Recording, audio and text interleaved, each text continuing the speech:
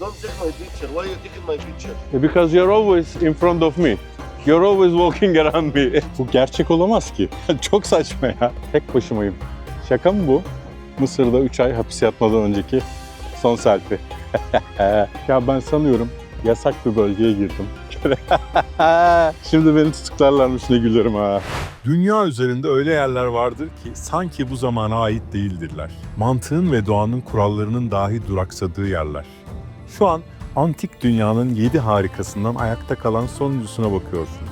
Koca imparatorluklar doğdu, dünyaya hükmetti ve toza dönüştü. Ama bu devasa taş kütleleri sarsılmaz bir kararlılıkla burada kalmaya devam etti. Asıl soru şu: 4500 yıl önce çeliğin ve motorların olmadığı bir devirde bugün bile uydular ve lazerlerle taklit etmekte zorlandığımız bu hassasiyet nasıl sağlandı? Bu piramitler inşa edilirken henüz Roma İmparatorluğu yoktu. Atina sadece bir köydü ve insanlık gökyüzüne bu kadar meydan okuyan başka hiçbir yapı yapmamıştı. Kimileri kölelerden bahsetti, kimileri kayıp teknolojilerden, kimileri ise imkansızın kıyısındaki efsanelerden. Ama bugün fantezileri bir kenara bırakıp taşın gerçekliğiyle yüzleşeceğiz. Firavunların Gize ufkuna kazıdığı bu mesajı deşifre etmeye çalışacağız. Çünkü bunlar sadece birer mezar değil, insan zekasının tarih kitaplarının itiraf etmeye cesaret edemediği kadar erken bir dönemde zirveye ulaştığının kanıtı. Evet, Gize'ye hoş geldiniz. Uzun yolculuklar sonunda Mısır'ın başkenti Kahire'ye ulaştım. Mısır seyahatimiz başlıyor. Evet arkadaşlar, ilk kaldığım otel problemli oldu. Bu arada Mısır'a hasta oldum. İlk merkezde birkaç gün kaldım. Hiç çıkmadım. Gerçekten inanılmaz ateşim çıktı. 3 senedir yoldayım, ilk defa oluyor. Muhtemelen uçakta bir virüs bulaştı. Giza'ya geldim, yani piramitleri görmeye. Daha hiç video çekmedim. İlk burada çekiyorum. Az önce girerken sadece ilk piramitleri görüş anımı çektim. Ya beni böyle acayip kötü bir yere koydular. $60 geceliğine otele verdim. İsmini de yazacağım. Katiyen kalmayın. Tamamen dolandırıcı bir otel. Sonra buraya geldim. Burası valla $35-40 civarı verdim. Şimdi beynim hatırlamıyorum. Bakın hem 2 yatak var. Mağara verdiler bana $65. Ve $35 kalacağım otelin manzarası. Oh, beleş müzik de var. İnanılmaz güzel ya. Abi bu manzara dünyanın en büyük harikası bence. Onu bu manzarada sabah kahvaltımı yaparken piramitlere bakıp, şu anda gün batıyor. Bakalım banyo. Banyodan gözükmüyor. Gel şunu açarlarsa da şey olur, doğru. Kafa gitti. Evet arkadaşlar, Mısır maceramız başlıyor. Ben biraz yatacağım. Belki birkaç güne başlayacak. Görüşürüz. Selamünaleyküm. Selam rahmetullah berekatuhu. No camel. I ride horse. What, you want a horse? Yes. Where? Come. Thank you. I Thank know you. you are a YouTuber. Yes, you know me. Very famous. Evet arkadaşlar, herkese günaydın. Develer kervan iken nasıldı o ya? Sabahın köründe uyandık. Birileri serçesini yıkıyor, biri develerini sürüyor. Herkese Mısır'ın başkenti Kahire'den selamlar. Sabahın köründe dünyanın antik 7 harikasından bir tanesi için uyandık. Mısırlılar her zamanki gibi erken uyanıp sizden para koparma peşindeler. Ve Allah'ım, Sphinx'i yemin ediyorum şu anda gördüm. Bunlar Alman turistler. 1 saat önceden bu taktı bana. 1 saat önceden uyanıp sıraya girmişler. Ben biletimi online aldım. Online alırsanız daha hızlı oluyor. Çöplere bakın, binaların düzensizliğine bakın. Dünyanın en muhteşem yerlerinden bir tanesindeyiz. Şimdi burada bilet almaya gelmişler. Bunlar online alamıyorlar galiba. Online almak çok basit. Bu koşturuyor.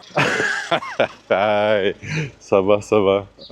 Ben size her zaman direkt mesela piramitleri gösterip de çekebilirim. Bir Instagrammer gibi, ama olayın arka kısımlarını da çekmek istiyorum. İnanılmaz ya, akıl alır bir şey değil. Şu anda çok güzel, sisli bir hava var. Arkadaşlar biliyorsunuz yıllardır seyahat ediyorum ve tüm gelirlerimizi Darüşşafaka'da depremden zarar görmüş öğrencilere burs olarak veriyoruz. Bu yolculuğumda bana Just English Dil Okulları inanılmaz yardımcı oldu ve hala oluyorlar. O sebeple Just English Dil Okulları'nın Amerika'daki ve Türkiye'deki dil okullarını tercih etmenizi tavsiye edeceğim ve size küçük bir karşılaştırma yapacağım. Dil nasıl öğrenebilirsiniz? Dünyayı gezmek dışında ticarette, iş hayatında İngilizce artık çok önemli. Her şeyden önemli. Peki İngilizceyi nasıl öğrenebilirsiniz? İlk olarak üniversitelerin hazırlık bölümünde öğrenebilirsiniz. Şöyle dönüyorum. Arkadaki manzarayı da görün. 600 bin lirayla 2 milyon lira arası öderseniz üniversitelerin hazırlık bölümlerinde İngilizceyi size öğretebilirler. Bunun dışında Just English'te ya da herhangi bir dil kursuna giderseniz 80 bin ila 200 bin lira arasında dil eğitimi alabilirsiniz ya da çocuklarınızı aldırabilirsiniz. Ve üçüncü şıkta şöyle yapay zeka ile öğrenebilirsiniz. Evet, bu da size neredeyse 0 liraya patlar. Tabii ki Just English yapay zeka devrimini görmezden gelmiyor. Aynı zamanda yapay zeka destekli eğitim ile en iyi öğrenme yöntemini sunuyor.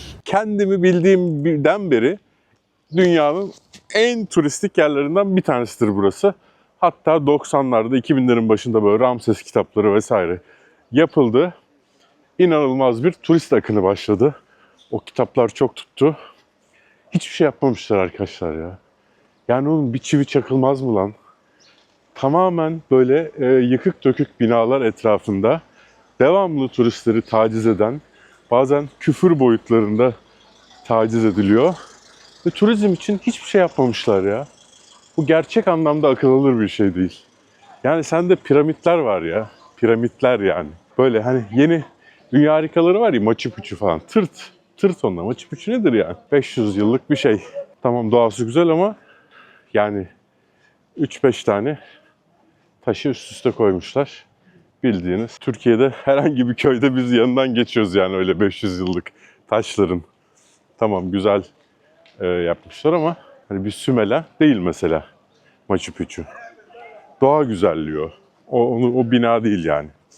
Burada piramitler var. Eyfel Kulesi yapılana kadar dünyanın en yüksek binası. Düşünün, öyle bir çılgınlık. Ama Don't take my picture. Why you taking my picture? because you're always in front of me. You're always walking around me. Her zaman peşimden geliyorsun, sonra da diyor ki fotoğrafımı çekme diyor. Peşimi bırakırsan çekmem. Doğru düzgün bir kahve içecek yer yok. Ben bu arada çok mutluyum yani. Hani siz yanlış anlamayın. Ben bu şekilde gördüğüm için çok mutluyum ama şaşırtıcı. Hiç böyle bir şeyle karşılaşacağımı düşünmüyordum ya. Çok duymuştum. Bunca sene dünyayı gezdim, Mısır'a niye gelmedin diyeceksiniz. Mısır'ın Türkiye ile ilişkileri çok kötüydü arkadaşlar. Vize vermiyorlardı. 1 ay, 2 ay beklemeniz gerekiyordu vize almanız için. Yani pasaporta neredeyse el koyuyorlardı. Şimdi ilişkiler yeniden iyileşti biliyorsunuz. Bizim dış ilişkilerimiz çok değişken olabiliyor. O sebeple de kapıda vize alarak girebiliyoruz. Yani sanıyorum 20-30 dolar civarında para verdim. Bu civarda dışarı pek çıkmamaya çalışıyorum. Çünkü dışarı çıktığım an hemen böyle yapışıyorlar. Hiçbir şekilde bırakmıyorlar. Türkiye'de de bu tarz bir turizm var. Bu kadar değil ama var. İnsanların, turistlerin, ülkemize gelen turistlerin nasıl rahatsız olduğunu burada anlayabilirsiniz. Turisti devamlı rahatsız eden sokak satıcıları Türkiye'de de her yerde.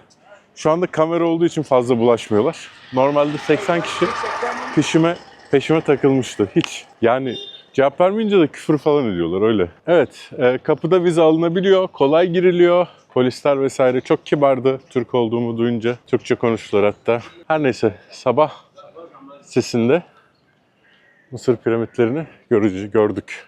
İnanılmaz hasta oldum arkadaşlar. Bir hafta online, Talabat diye bir yerden online yemek söyledim. Yani yattım, devamlı ter. Muhtemelen Suudi Arabistan uçağında birisinden kaptım virüsü. Ne kadar serin güzel esiyor ya. Yani sadece odamdan gördüm piramitleri. Burada her otelin neredeyse piramit manzarası var. O konuda iyi yani. Sisler arasında piramitler ve Sphinx. Hey gidi be.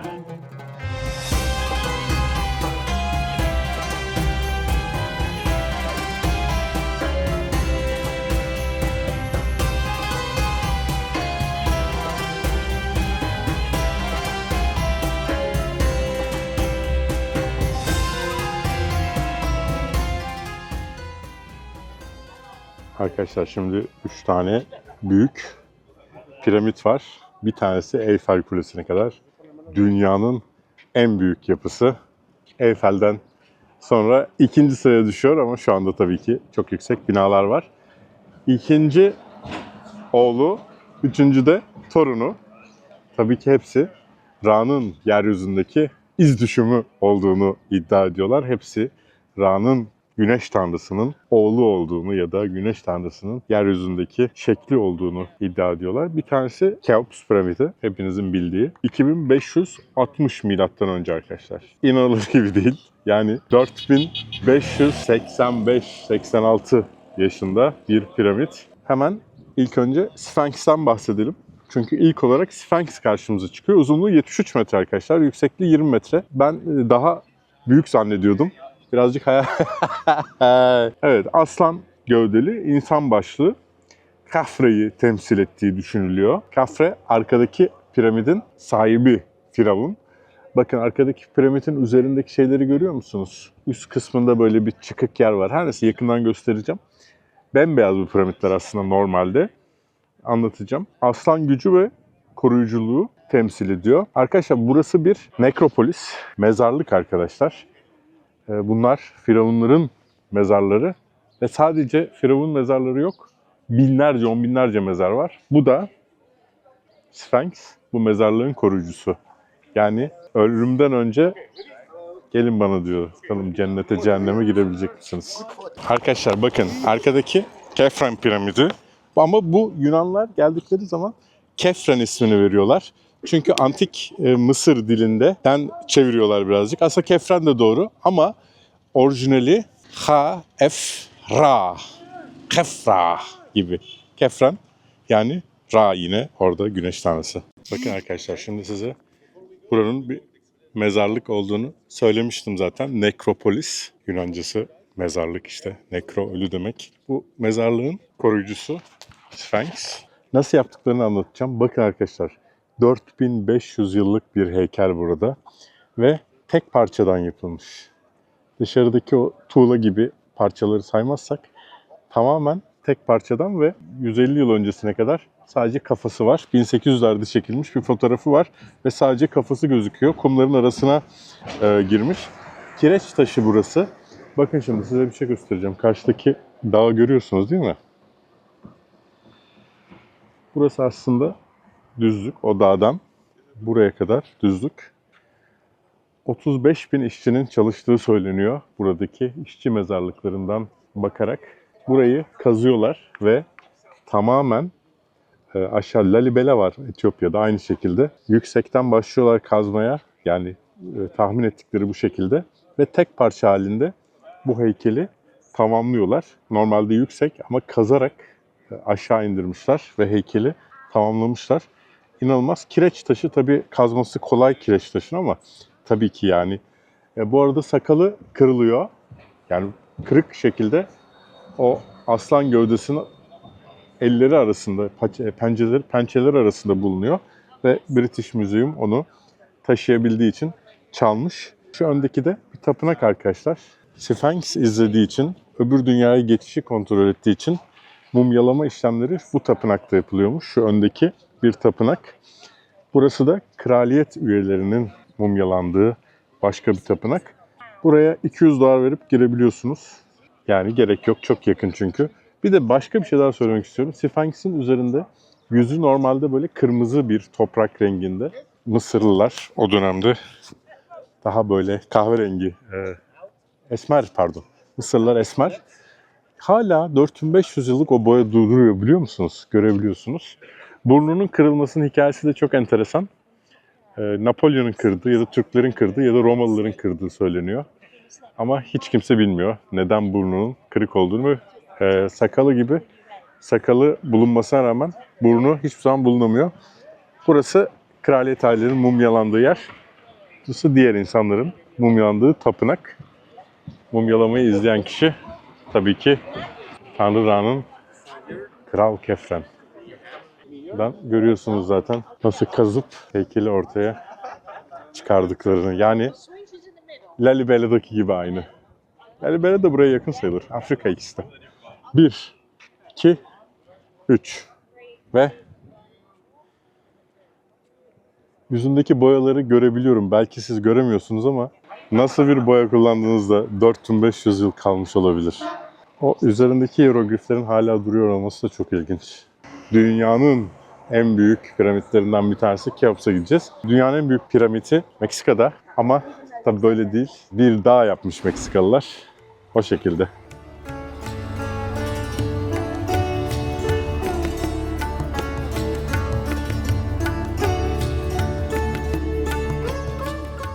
Evet, şimdi 3 büyük piramidin dibindeyiz. Arkadaşlar bu piramitler bu şekilde değildi. Nereden biliyoruz? 2 yerden biliyoruz. Bir, buradan değil, en büyükten değil.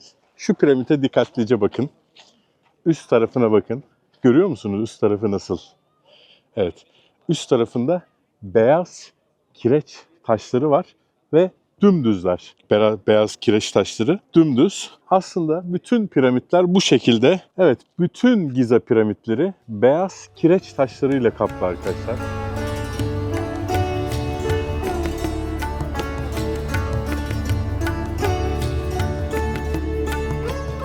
İkinci piramite geldik. Zaten size uzaktan göstermiştim ikinci piramidi. Bakın, granit taşın büyüklüğüne bakın. Burada. Şimdi ikinci piramitte çok ilginç bir şey var. Bu piramitler aslında bu şekilde değil arkadaşlar. Bunlar bembeyaz. Müthiş piramitler. Ama ne oluyor? Mısırlılar, yani Kahire'nin, eski ismi Memphis buranın. Bugün Giza, Kahire'deyiz. Piramitler beyaz kireç taşıyla kaplı arkadaşlar. Üstte görüyorsunuz. Oraya kadar ulaşıp onları çalamamışlar buranın halkı. Zamanında, yani 10. yüzyılda, 11. 12. yüzyılda burada bir pazar yeri var. Buradaki beyaz kireç taşlarını söküyorlar. Bu piramitler tamamen beyaz kireç taşıyla kaplı ve dümdüz arkadaşlar. Muhteşem bir, böyle pürüzsüz bir dağ görüntüsü veriyor. Bembeyaz düşünün. 12. ve 13. yüzyılda yaşamış ünlü bir doktor, filozof ve seyyah var Arap. Abd el-Latif el-Bagdadi. 1162-1231 yılında yaşamış. Kahire'ye geliyor. Mısır piramitlerine halkının yaşamını gözlemliyor. İtibar kitabında, Val Tibar kitabında buradaki hayatı anlatıyor. Piramitlerin yüzeyini kaplayan beyaz kireç taşların çoğu Kahire halkı tarafından sökülüp ev yapımında kullanılmıştır. Yalnızca içteki taş çekirdekleri kalmıştır diyor. Bu gözlem bütün piramitlerin neden pürüzlü ve katmanlı göründüğünü açıklıyor. Çünkü aslında eskiden pürüzsüz, parlak beyaz kireç taşı plakalarla kaplı. Güneşte adeta parlayan, ışıldayan dağlar gibi demiş. Direkt olarak kendisinin Arapçadan çeviriyorum. Ben piramitleri kaplamalarının bugün kısmından soyulmuş halde gördüm. Halk üzerlerindeki beyaz cilalı taşları söküp evlerini ve camilerini yapmak için kullanmış. Artık onlardan çok azı kalmış durumda. Eğer o taşlar yerinde kalsaydı piramitler bugün hala bembeyaz bir kar dağı gibi görünürdü. O kadar parlak ve beyazdılar. Yapay zeka ile bunu yapıp ya da varsa bulup göstermeye çalışacağım. Ama üstteki kısmı görüyorsunuz. Orayı bugün cilalasak, parlatsak yine bembeyaz olacak. Ama burada bir pazar kurmuşlar arkadaşlar. 11-12. yüzyılda, 10. yüzyıllarda burada böyle o taşların satıldığı pazar varmış. İnsanlar gelip evlerine işte götürüyorlarmış. Tabi bilmiyorlar bunun ne olduğunu. Böyle bir pazar kurulmuş. Bembeyaz, pürüzsüz. Şu kısma sadece ulaşamamışlar. Diğer taraf, diğer piramitlerin hepsi tamamen sökülmüş durumda. Kum altında kalan alt kısımların bazılarında da var bu. Size göstermeye çalışacağım onları da. Kum altında kalmış o dönem, yani çok yer altında kalmış kısımlarda hala onlar duruyor. Ya yukarıda ya yer altında görebilirsiniz geldiğinizde. Burada da böyle kraliçeler için küçük tapınaklar var. Küçük piramitler var. Bazıları önünde firavunların mumyalanması için tapınaklar. Granitten var. Onu da göstereceğim. Büyük Keops piramidinin yanındaki de kraliçeler için yapılmış küçük piramitler. Erkekler için büyük, kadınlar için küçük yapmışlar. Arkadaşlar şimdi manzara olarak 3 piramidi de görebiliyoruz. Hepsini anlatacağım ama size çok komik bir şey göstermek istiyorum. Reklam falan değildir. Ya ben geçen sene yazın Kosova Arnavutluk'taydım. Mulluri Ya Mulleri diye bir kahveci var Arnavutluk'ta. Yani Arnavutluk ya da Kosova markası. Burada da gördüm. Çok şaşırdım. Bir tane şey dolaşıyor ya, meme dolaşıyor, meme dolaşıyor şeyde, internette. Hani Arnavutlar, uzaylılar, işte dünyayı Arnavutlar yönetiyor diye bir espri var. Bunu görünce şimdi aklıma geldi. Direkt piramitlere bakıyor ya. Bu Kosova'nın Starbucks'ı gibi bir şey diyelim. Evet, kahvemizi içtikten sonra araba çarpacaktı valla. 3. piramite doğru yola çıkıyoruz. Peki bu 3. piramit neden bu kadar küçük? Cevabını biraz sonra vereceğiz. Bu tarafa çıkarsanız, bu taraftan yürürseniz çok daha az insan var. Böylece muhteşem piramit manzaralarında fotoğraf çekebilirsiniz. Ve 3. piramite doğru yavaştan yola çıkıyoruz. 2 büyük piramidin manzarasıyla. Şimdi arkadaşlar ben size burada hieroglifler, o bizim bildiğimiz çok fazla hieroglif yok. Bizim bildiğimiz resimler, hani sanki dün boyanmış gibi olan resimler vesaire yok. Çünkü eski krallık dönemi M.Ö. 2686-2181 döneminde yapılıyor ve o dönemin Mısır Krallığı'nın başkenti Memphis'te yapılıyor bu piramitler. Memphis, arkada gördüğünüz Giza ve Kahire. Memphis, Tennessee değil, Elvis'in doğduğu yer. Memphis, Tennessee ismini Amerika'daki buradan alıyor. Philadelphia'nın da Manisa'da olması gibi. Bu dönem piramitler çağı olarak biliniyor. Keops, Kefren, ortadaki Mykerinos piramitleri bu dönemde inşa ediliyor ve firavunlar tanrı krallar. Ra'nın tanrı kralları arkadaşlar. Evet, şimdi Mykerinos, Menkaura piramidine gidiyoruz. Yine Menkaura Ra ile bitiyor. Milattan önce 2490 yılına tarihleniyor ve sadece 65 metre yüksekliğinde. Enteresan bir durum çünkü diğerleri çok yüksek. Keops 2.3 milyon blok taş kullanılıyor arkadaşlar. Ortadakinde, karşımızdakinde 1.9 ve bizim şimdi gideceğimizde de 1 milyona yakın blok taş kullanılıyor. Menkaura piramidinin yanındaki 3 küçük kraliçe piramidi var. Mykerinos'un eşleri ya da kızlarına ait olduğu düşünülüyor. Tabi bunlar kesin bilgiler değil. Düşünülüyor dedik. Evet, o gördüğümüz küçük piramite geldik. Peki bu Mykerinos piramidi neden diğerlerinden küçük? Tabi bunu bilim insanları yıllarca düşünmüşler neden küçük olduğunu. Bir, saygıdan demişler. Çünkü Keops, Kefren babası ve dedesine ait. Onlara saygıdan dolayı böyle küçük yaptığını, tabii küçük değil de yani onlara göre küçük yaptığını düşünmüşler. İki, bazıları bunun bitmediğini, daha devam ettiğini ama kıtlıkla beraber güneye imparatorluğun, krallığın taşınmasıyla bitmediğini söylüyorlar. Ama asıl üzerinde durulan gerçek ise şu. Arkadaşlar, malzeme kalmıyor. Buraya getirilen taşların buradan 3,5 kilometre ötedeki bir madende, inanılmaz bir asılma var turistlere. Buraya 3,5 kilometre ötedeki bir dağdan, bir madenden çıkarıldığı biliniyor.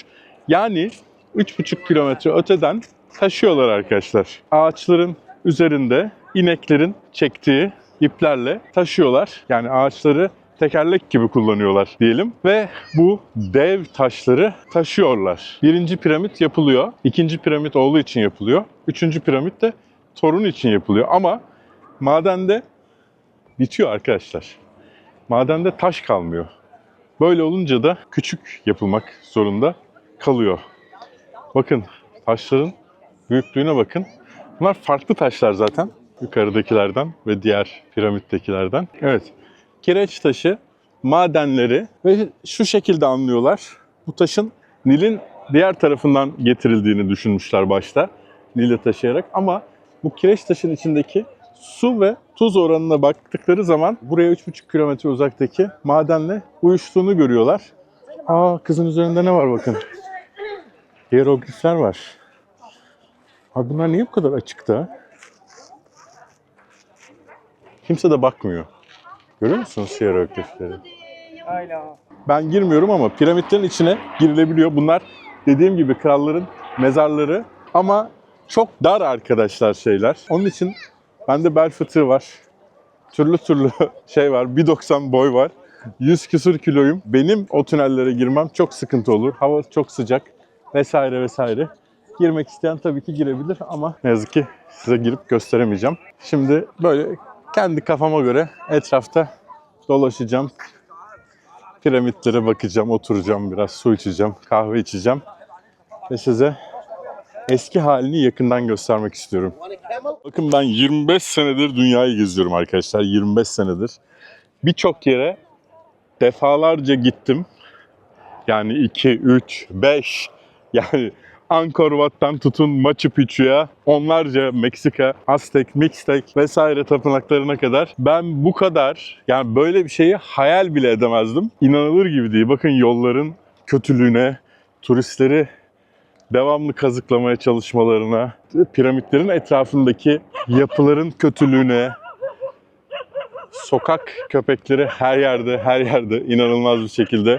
Ve bakın bir yol yok, bir tahta yok, bir şey yok. Hiçbir şey yok. İnsanlar piramitlerin taşlarında fotoğraf çekiyorlar, taşları kazıyorlar falan. Yani ya bir de bahsettiğimiz piramitler arkadaşlar. Hani dünyanın en turistik yeri ya. Antik dünyanın 7 harikasından ayakta kalan tek parça. Mısır piramitleri.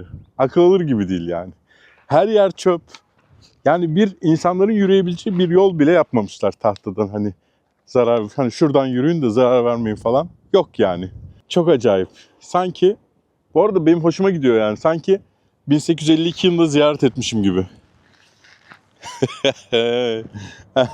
Kaos severiz biliyorsunuz. Abi inanılmaz ya. Ben mesela yani Kefren piramitine bu kadar yaklaştıracaklarını hayal edemezdim. Gidelim bakalım ne kadar girebileceğiz Kefren piramitinin dibine kadar. Birisi tırmanıp şu şeyleri koparıp satacakmış gibi. Hani orada kalmış da onları da satalım dermiş gibi. Hiç mi ciddi bir şey olmaz ya, çok acayip. Ben şeye çok şaşırıyorum. Tamam, ülke çöpler kirli olabilir falan fişman da mesela burayı bu kadar düzensiz bırakmaları akıl alır gibi değil ya. Bakın bunlar, görüyor musunuz? Yani arkadaşlar 4500 yıllık hierogliflerden bahsediyoruz yani burada neredeyse. Bakın çöpler, hiçbir koruma yok. Bunlar hep mezar arkadaşlar. Kraliyet mezarları, işçilerin mezarları. İşin ilginci, Mısır firavunları, işte köleler çalıştırıldı vesaire deniyor ama bu doğru olmayabilir. Çünkü burada çalışanların mezarları, binlerce kişinin mezarları piramitler arasında. Yani köle olsalardı piramitlerin arasına gömerler miydi bilmiyorum. Bence kutsal bir şey yaptık, ölümsüzlük bir şey yapmak için yapan düz insanlar olabilir kölelikten öte. Evet, adam girmiş. Teyzeme bak, çıkmış. Burada tırmanmayın. Allah Allah. Düşünün, bembeyaz olacaktı onları kullanmasalardı evler için.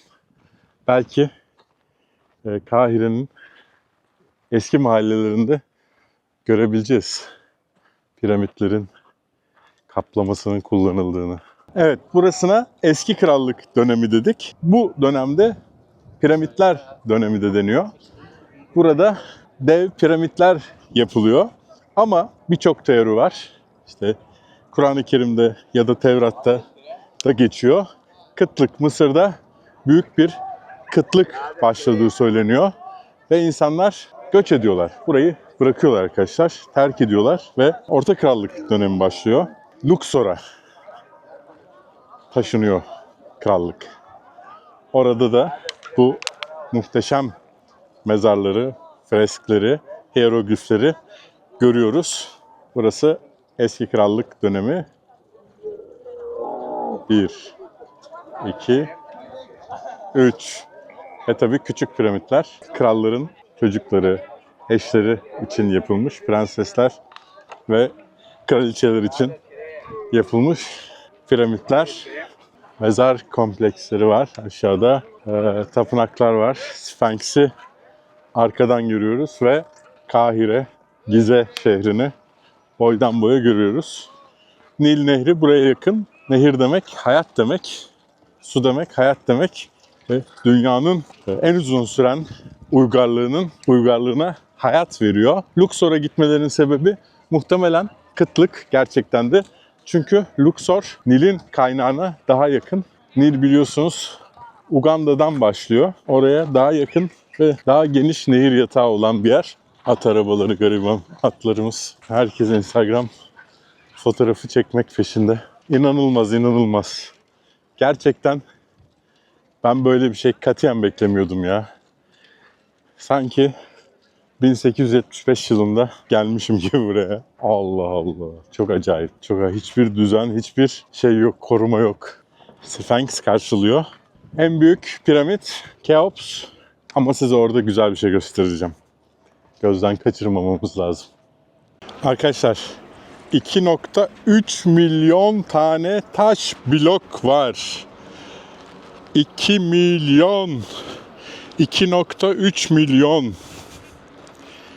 Bir taş tonlarca ağırlıkta. Ve tarihi 4500 sene öncesi. Öyle yani yakın zamanlar değil.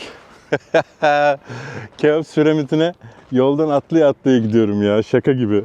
Vallahi. Evet, kimse de kalmamış. Acaba kapandı mı ya? Vallahi insan şüpheye düşüyor. Şimdi arkadaşlar size çok önemli bir şeyi göstereceğim.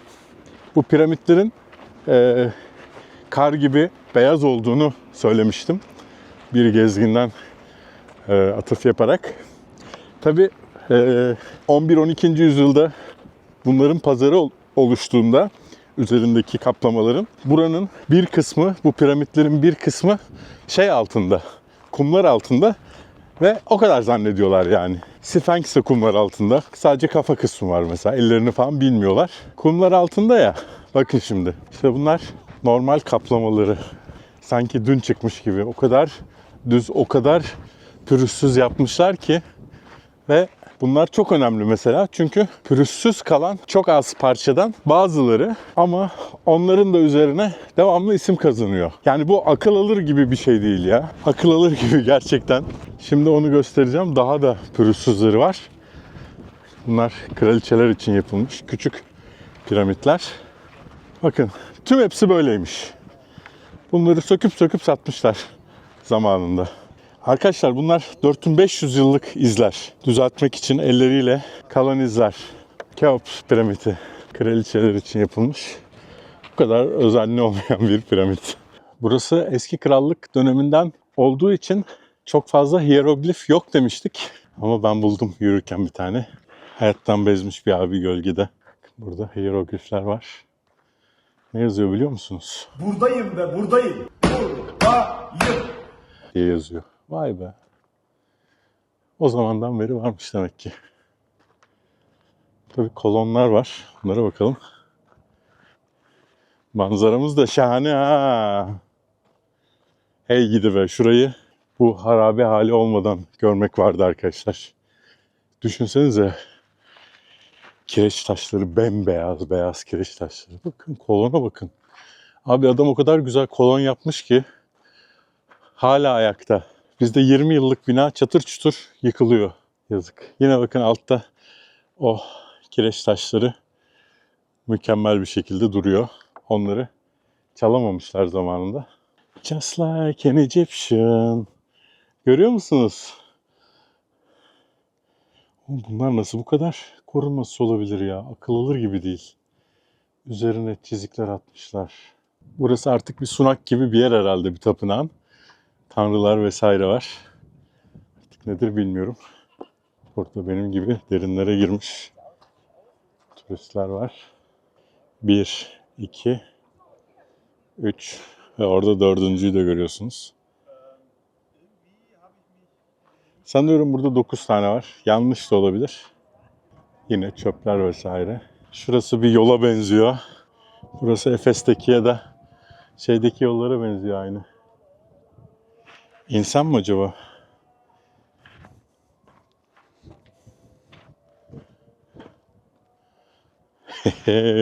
İnsan hayranlık duyuyor şu manzaranın karşısında ya. Gerçekten tüylerim diken diken oluyor.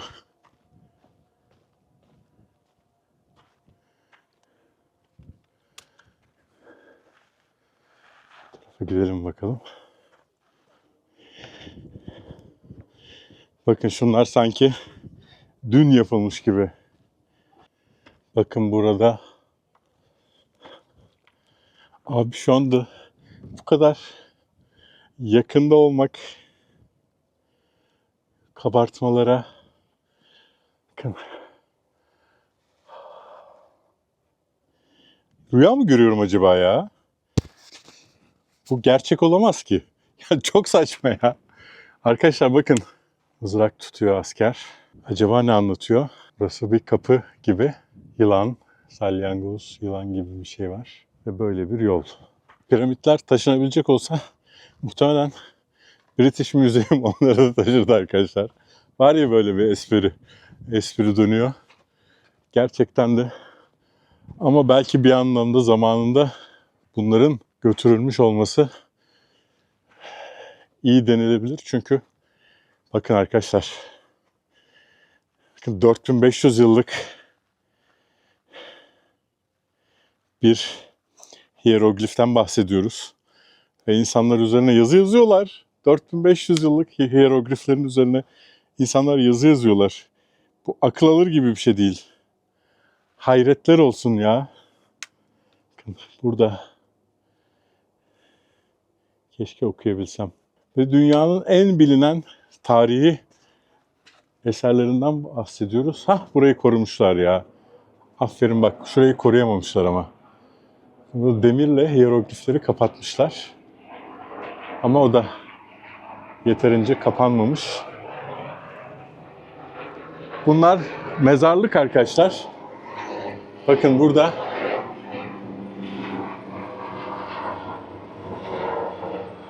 bu mezarlığın üzerinde yazılar var. İçeride ben başka hieroglifleri de görüyorum. Kolum uzuyor. Ama kendim göremiyorum. Siz görüyorsunuz şu anda. Ben de size bakacağım. Bakın burada bir yine mezar taşı var. Hieroglifler var üzerinde. Ve çöpleri görüyorsunuz. Gerçekten akıl alır gibi değil. Yani dünya artık bu işi fazlasıyla çözdüğü için şaşırıyorum ben. Niye şaşıracaksınız? Şaşırıyorsun falan diyeceksiniz. Biliyorum ama ben ilk defa böyle bir şeyle karşılaşıyorum. Hele Mısır'da. Buralar yani öyle özensiz ki yani neler çıkabilir buralardan. Hala ben öyle düşünüyorum. O Mısır gibi yani çok yani yüzyıllardır arkeologların, mezar kazıcıların uğrak noktası bir yerde. Arada manzara göz kırpıyor bize. Bu kadar kalmış olması da şaşırttı beni çok. Şurada altın taç falan bulsam bari ya. Ne olacak? Ben vallahi burada sabaha kadar dururum. Burası bir tepe. Bunlar kazılmamış hala.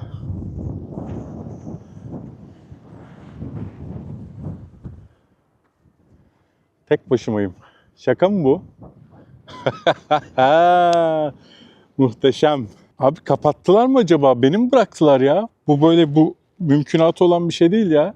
Vallahi. Bir de 20.000 dolar ceza yemeyelim. Heyo. Mısır'da 3 ay hapis yatmadan önceki son selfie. Evet. Bakalım çıkışa doğru gideyim. İşçiliğin mükemmelliğini görüyorsunuz. İşte 4500 yıllık Machu Picchu'da bunu övüyorlar. Mükemmel kesim olduğunu söylüyorlar. Ama Machu Picchu 400-500 yıllık falan yani. Ve Machu Picchu'da sadece yıkık dökük birkaç tane küçük evin kalanları var yani. Oğlum burada niye kimse kalmadı ya? Bak. Tam böyle merdivenlerden yürüyor. Burada adamın mızrağı var ya da yine hieroglifleri mezarın girişinde var. Bir sürü. Vallahi ben endişelenmeye başladım bayağı. Too good to be true arkadaşlar. Hani gerçek olmak için çok güzel. Ya rüyadayım. Yani bir saattir falan yalnız dolaşıyorum ya. Şaka gibi. Herkes piramitlerin fotoğrafına düşmüş. Buralara kimse gelmiyor galiba. Allah Allah. Ya ben sanıyorum yasak bir bölgeye girdim. Şu bölge. Çıktım şimdi.